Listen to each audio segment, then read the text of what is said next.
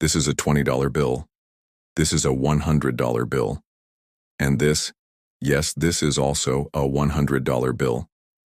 Can you spot the fake? If you guess this one, well, I'm afraid to say you'd be wrong. It's actually this one that's counterfeit, and it's not alone. In fact, there are so many fake $100 bills out there, they could make an entire economy of their own. But how are they made? Why do people use them? And can anything be done to stop them? In 2004, police in New York raided a hotel room, and what they found inside was worth about $20 million, almost all of it counterfeit.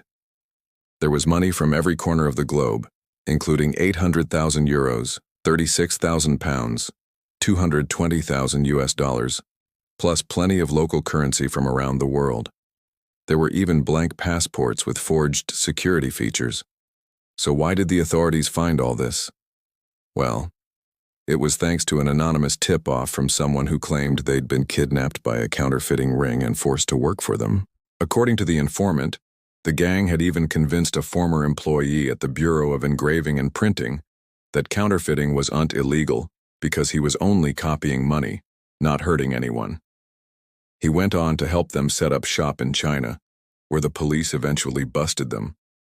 But what were they trying to pull off exactly? Well, they were running one of the biggest counterfeiting operations in history. They even printed their own money, which they planned to pass off in America. But while it might look like a harmless crime, counterfeiting has almost always been taken very seriously by governments. After all, it's basically just economic treason. When the United States entered World War II, it found itself facing a severe shortage of currency. Banks simply didn't have enough cash to hand out to those who needed it, whether they were donating to the war effort or just buying goods. By 1943, the U.S. Treasury realized they had a problem. In response, they introduced the emergency $45 bill, but they needed more. So in 1944, the U.S. started issuing $100 bills once more. But wait a minute, weren't $100 bills already in circulation? Yes, but these new ones looked very different. That's because the government was trying to discourage people from using the old $100 bills, believing they might be counterfeit. But there was no time to waste. The war would end before long, and the U.S. would need its cash. So the government issued 150 million of the new $100 bills and then began a campaign to get people to exchange them. This worked for a little while, but soon counterfeiters got involved. People started turning in piles of real $100 bills and getting stacks of new ones in return. Then they took the new bills to other banks and tried to exchange them back. And since the banks couldn't tell the difference, they complied, meaning the counterfeiters doubled their money. Within months, the Treasury was forced to withdraw the new design and reintroduce the original. You're probably thinking this sounds pretty dumb, but this is far from the only time a counterfeiting operation has crippled a major economy. During the Middle Ages, counterfeit coins were considered such a threat that laws were passed specifically to deal with them. These counterfeits would often be made by clipping some of the coin's edges, reducing their weight, and making more coins from the same amount of metal.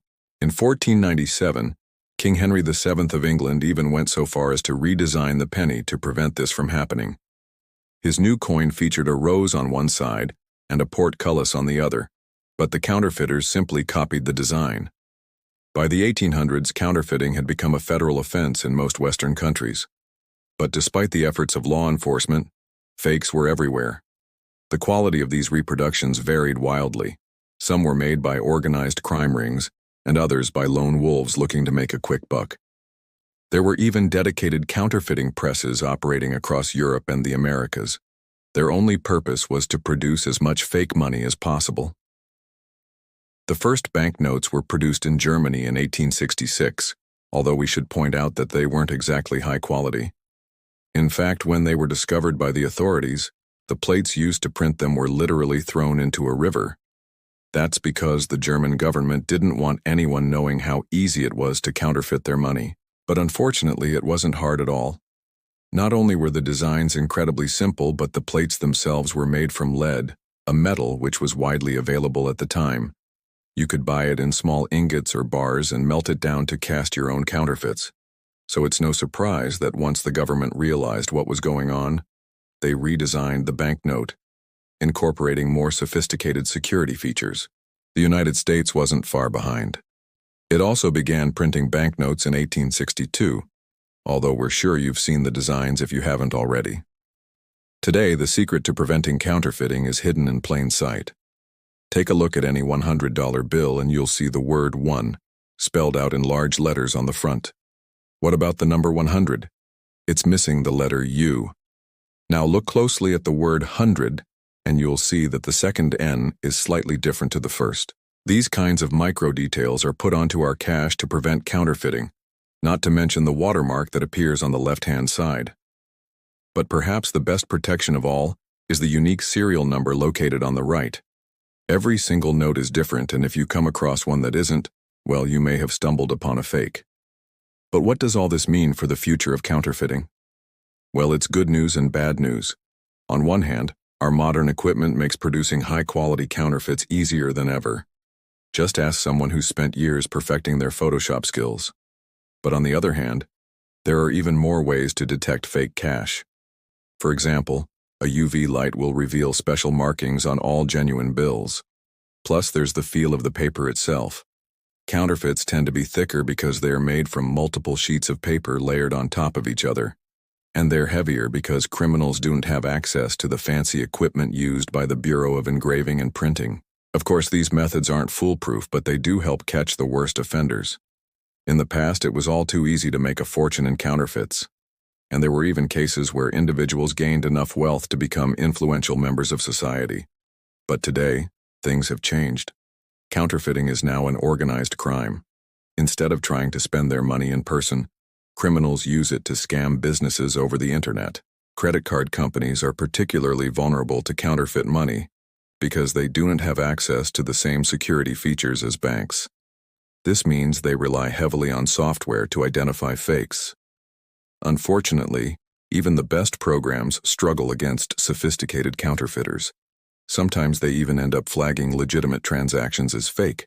That's why companies hire human experts to double-check results. But it doesn't always work because sometimes the fakes are too good. For example, a group of Taiwanese businessmen used a technique called silver plating to recreate credit cards down to their magnetic strip. But after testing hundreds of fake credit cards, most of them turned out to be counterfeit. That's because the plating process didn't cover the laser-etched numbers on the front of the card, meaning they were never going to work. But today, technology is much more advanced.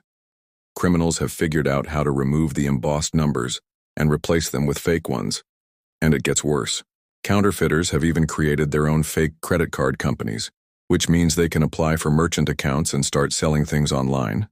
This way they can move their money freely between legitimate sources until it's clean and ready to use. But there is hope. Thanks to improved security measures, it's becoming harder and harder to counterfeit cash. That means criminals have had to resort to other methods, like stealing things instead. But there's no need to worry. That's what insurance is for. Now watch. What's the weirdest thing ever found on a beach? Or check out, are there still pirates today?